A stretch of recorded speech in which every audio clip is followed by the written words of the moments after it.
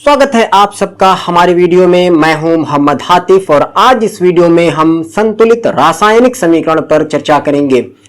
दोस्तों, पिछली कक्षा में हमने द्रव्यमान संरक्षण का नियम पढ़ा था, जिसके अनुसार किसी रासायनिक अभिक्रिया में अभिकारकों का कुल द्रव्यमान उत्पादों के कुल द्रव्यमान के बराबर होता है।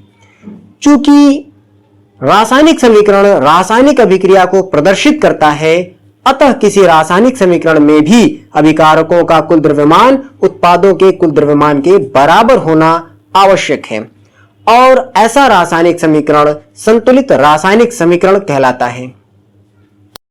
अब प्रश्न ये उठता है कि कैसे पता लगाएं कि किसी रासायनिक समीकरण में अभिकारकों का कुल द्रव्यमान उत्पादों के कुल द्रव्यमान के बराबर है। तो इसके लिए हम दोनों ओर के तत्वों के परमाणुओं की गिनती करते हैं। जैसे कि रासायनिक समीकरण CuSO4 plus BaCl2 एरोमार्क BaSO4 plus CuCl2 में दोनों ओर के तत्वों के परमाणुओं की गिनती करने के लिए हम सबसे पहले एक सारणी बनाते हैं, जैसा कि आप अपने स्क्रीन पर देख सकते हैं। दोस्तों, ऊपर लिखे रासायनिक समीकरण को अगर हम ध्यान से देखें तो यहाँ दोनों ओर Cu यानी कॉपर मौजूद है, तो हम टेबल के तत्व वाले कॉलम में Cu लिख देंगे। इसके अतिरिक्त हम देख सकते हैं कि यहाँ सल्फर, ऑक्सीजन, बेरियम और क्लोरीन भी उपस्थित है, जिसे हम सारणी में लिख लेते हैं। अब हम अभिकारकों एवं उत्पादों में प्रत्येक तत्व के परमाणुओं की संख्या को देखेंगे।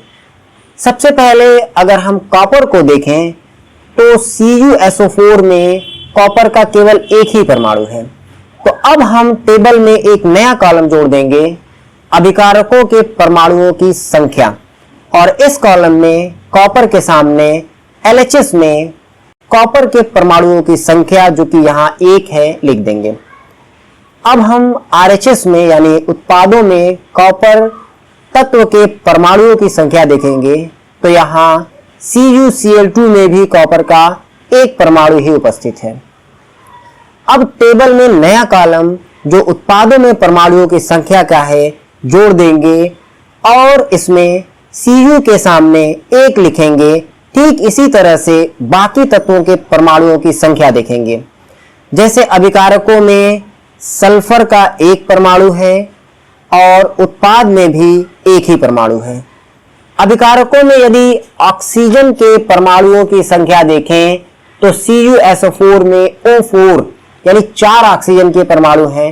इसी प्रकार उत्पादों में BaSO4 में भी ऑक्सीजन के 4 परमाणु हैं। यदि बेरियम की बात करें तो दोनों ओर बेरियम के एक एक परमाणु तथा क्लोरीन के बाईं ओर BaCl2 में 2 परमाणु तथा दाईं ओर CuCl2 में भी 2 परमाणु उपस्थित हैं।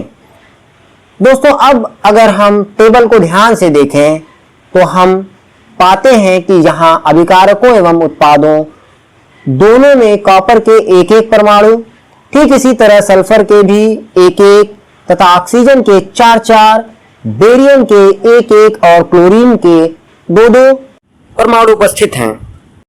अर्थात हम ये कह सकते हैं कि अभिकारकों में प्रत्येक तत्व के परमाणुओं की कुल संख्या उत्पादों में प्रत्येक तत्व के परमाणुओं की कुल संख्या के बराबर है।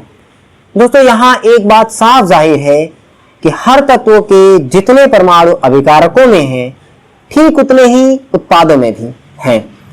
तो जाहिर है दोनों ओर जब उनकी गिनती बराबर है तो दोनों ओर उनका द्रव्यमान भी बराबर होगा।